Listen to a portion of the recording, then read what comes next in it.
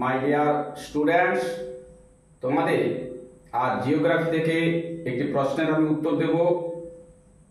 প্রশ্নটি হলো, চন্দ্রকলা কি?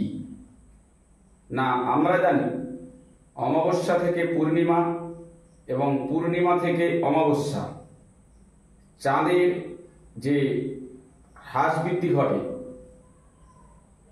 ওটাকেই আমরা কি বলবো? না, চন্দ্রকলা বলবো। তাহলে অমাবস্যা থেকে পূর্ণিমা মানে কাস্তে আকৃতি, প্রথম সেখান থেকে সম্পূর্ণ তার অংশটি দেখতে পাওয়া, আবার পূর্ণিমা থেকে অমাবস্যা আস্তে আস্তে চাঁদ কাস্তের আকার নিয়ে অন্ধকারাচ্ছন্ন হওয়া, এইরকম অবস্থাকে আমরা কি বলবো?